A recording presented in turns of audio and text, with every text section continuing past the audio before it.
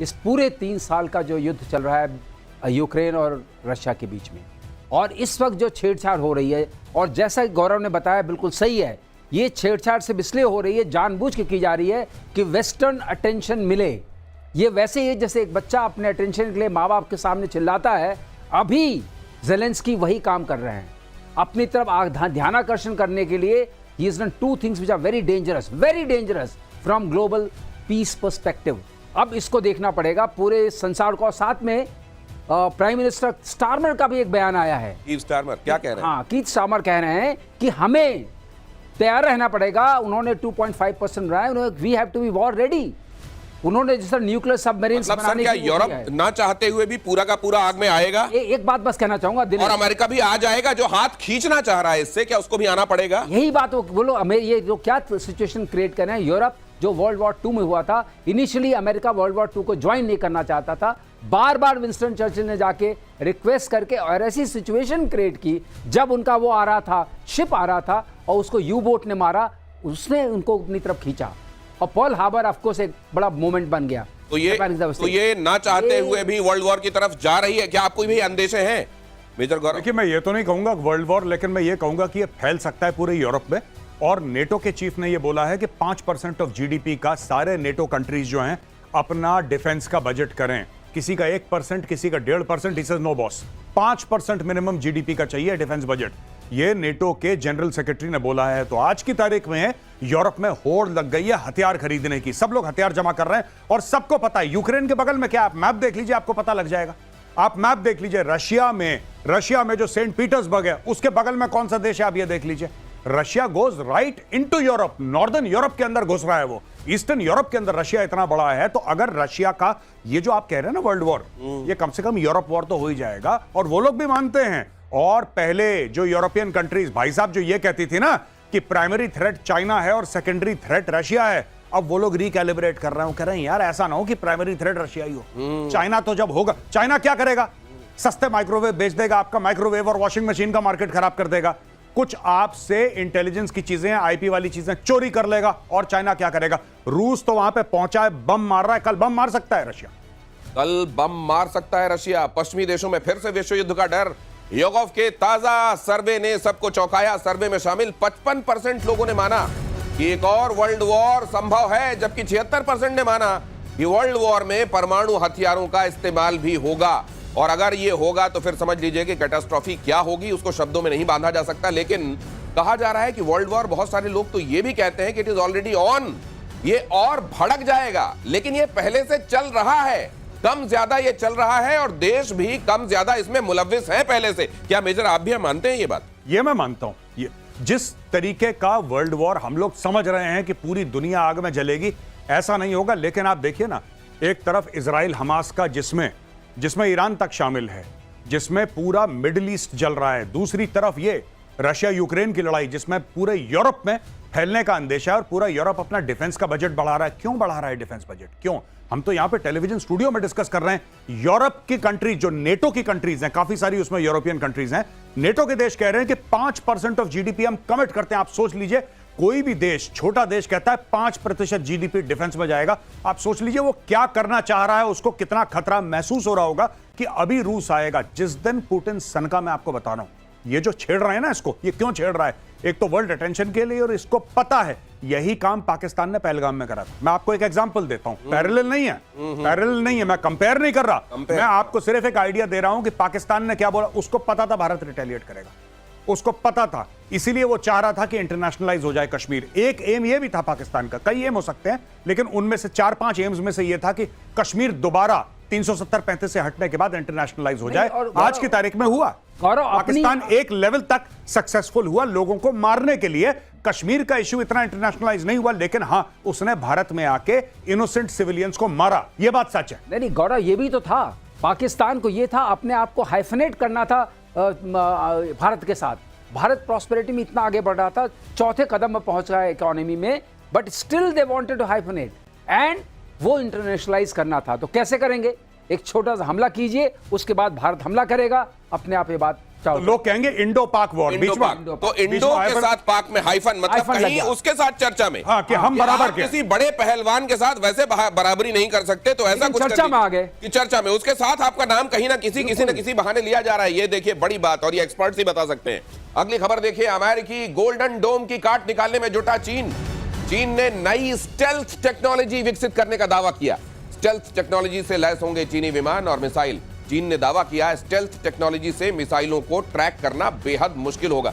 China के संदर्भ में तो वैसे मुझे ये लगता है कि वो स्टेल्थ, उनका कितना स्टेल्थ होगा मालूम नहीं, लेकिन इतना हर एक चीज के इर्द गिर्द इतनी धुंध और फॉग होता है कि वैसे ही हर चीज वहां स्टेल्थ ही होती है, उसके बारे में कुछ पता होता नहीं है दुनिया को। नहीं, मैं दिनेश आपको एक बात बताता हूं कि चाइना की डे 1 से स्ट्रेटजी रही है, ठीक है, स्ट्रेटेजिक एम्बिगुइटी, बताना ही नहीं किसी को क्या चल रहा है। सब लोग सोचते रहते हैं अरे J-35 ऐसा होगा, J-20, किसी ने देखा नहीं है वो, ठीक है। दूर से शो में अगर कोई शो हो गया कहीं पे, एयर शो, उधर देख लिया, किसने चलाया है, किसने ऑब्जर्व करा है, कौन इसकी कॉकपिट में बैठा है, किसने उड़ाया है इसको, ये सब चीजें पता ही नहीं। किसको बेच रहा है चाइना, कौन खरीद रहा है। तो ये जो चाइना रखता है ना, और चाइना का जिसको हम लोग यूपी में कहते हैं ना भौकाल, चाइना ने भौकाल बना रखा है अपना कि अरे चाइना चाइना चाइना की टेक्नोलॉजी फलाना। गोल्डन डोम, अच्छा दूसरी एक और बात आपने गोल्डन जो डोम, गोल्डन डोम के संदर्भ में हम चर्चा कर रहे हैं, क्या ये जैसे ये होता है, हम एक जमाने में ये भी होता था कि भाई इधर सचिन तेंदुलकर होंगे तो उधर से कौन होगा, क्या शोएब अख्तर होगा, वसीम, कुछ नाम जोड़ने की कोशिश होती है। क्या उधर से गोल्डन डोम एक नाम हमने सुना, तो इधर से भी कि हम ऐसा स्टेल्थ कर देंगे और ये कर देंगे, ये वो भी है क्या? मैं एक बात आपको बताता हूं, ये गोल्डन डोम वगैरह एक हायर लेवल पे ठीक है, लेकिन अभी जो यूक्रेन ने करा रशिया के खिलाफ, उसमें कौन सा गोल्डन डोम काम कर लेता अगर होता तो? सही बात, होता तो। सही बात। और वो पता है क्या, वो शादी वाले ड्रोन जैसे हैं वो, वो जैसे शादियों में होते हैं ना ड्रोन जो खींचता है कि हाँ। मेरी हैरानी इस बात को लेकर भी है कि वो शादी वाले ड्रोनों के लिए भी उतनी सेंसिटिव जगह पर क्या रशिया के पास कोई एयर डिफेंस मैकेनिज्म नहीं था? ड्रोन इतने छोटे हो गए, अब क्या करेंगे। और ये मैं आपको एक और बात बताऊं, ड्रोन गए ऊपर, ड्रोन गए ऊपर, सीधा उसने जहाज में क्रैश करवा दिया, सारे जहाज जल गए। आप ये देखिए ना, ये गोल्डन डोम बिल्कुल बढ़िया है। स्पेस से कोई बैलिस्टिक मिसाइल आ रही है, इंटरकॉन्टिनेंटल बैलिस्टिक मिसाइल आ रही है, ऐसा आ रहा है वैसा, उस सब के लिए बहुत बढ़िया है ये, उसमें कोई डाउट नहीं है। वर्ल्ड का बेस्ट बनाएगा अमेरिका, बनाएगा। लेकिन भाई आजकल के थ्रेट्स तो दूसरे किस्म के हैं ना।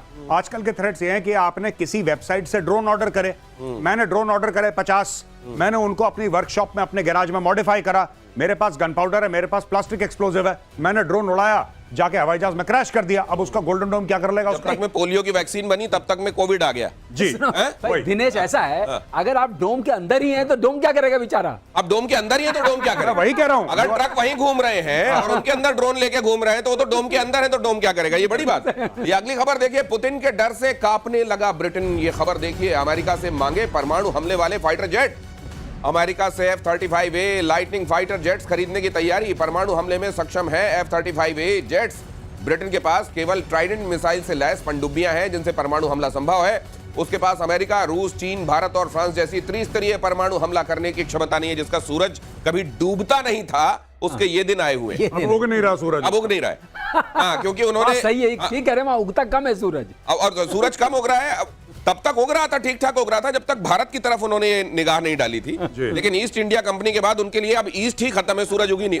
जी क्या कह रहे थे आप? मैं ये कह रहा था कि जैसे ये न्यूक्लियर ट्रायड जो है सर, क्या ये बड़ा फॉर्मिडेबल, मतलब अगर किसी के पास ये ताकत है, जैसे पाकिस्तान के संदर्भ में हम बात कर लें कि उसके पास वैसी पनडुब्बियां नहीं है, हवाई जहाज क्या कर सकते हैं वो हमने देख लिया।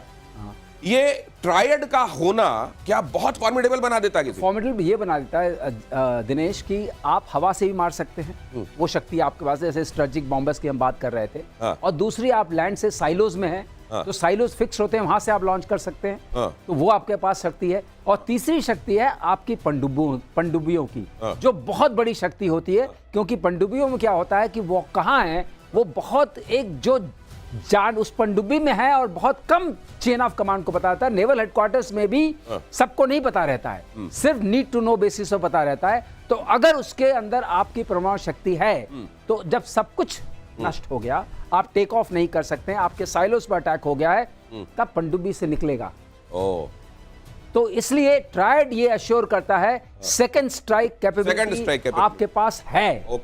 अभी रशिया करने की कोशिश कर रहा है, वो कह रहा है कि हम फर्स्ट यूज में, तो इसको अपने दर्शकों को समझा देते हैं। देखिए, परमाणु वाले जो पहलवान हैं, उन परमाणु वाले पहलवानों में दो तरह की कैटेगरी है। एक परमाणु का पहलवान वो है जो किसी तरह एक थप्पड़ तो मार लेगा, लेकिन दूसरा थप्पड़ फिर से चलाने की या दूसरा दांव मारने की उसमें ताकत नहीं है।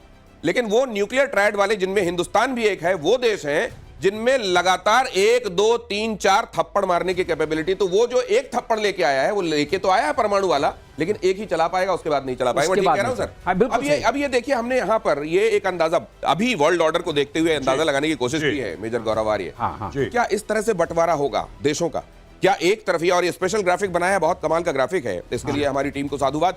Britain, Israel, France, Poland, Sweden, Australia, दक्षिण Korea, America, Canada, Germany, Italy, Norway, Finland, Japan, क्या ये एक तरफ होंगे? क्या चीन, बेलारूस, सीरिया, रूस, ईरान, नॉर्थ कोरिया, क्यूबा दूसरी तरफ होंगे? क्या ये आइडिया लगता? अगर ऐसा होगा जी, तो फिर मैं ये भी बात करना चाहूंगा कि हम अपना नाम किस तरफ कैसे देखें। जी, मैं आपको बता देता हूं दिनेश, ये ऑलरेडी है, ये होगा नहीं है आज की तारीख में जी। और एक लूज कोalition ऑलरेडी बन चुका है। नेटो क्या है? नेटो तो वही है ना जो लेफ्ट हैंड साइड में है स्क्रीन जी पे। जी जी जी। Most of the countries are part of NATO, वही तो है। और राइट हैंड साइड में आप देखिए कि सबसे बड़ा वहां पे जो इकोनॉमिक सुपर पावर है वो चाइना है और सबसे बड़ा मिलिट्री सुपर पावर रशिया है वहां पे, और ईरान, ये जितने भी स्टेट है। अब मैं आपको बताता हूं भारत का है। G20 जब हुआ था, भारत ने बोला था कि अफ्रीकन यूनियन, भारत ने उसको परमानेंट मेंबर बनवाया मोदी जी ने जब स्पीच दी।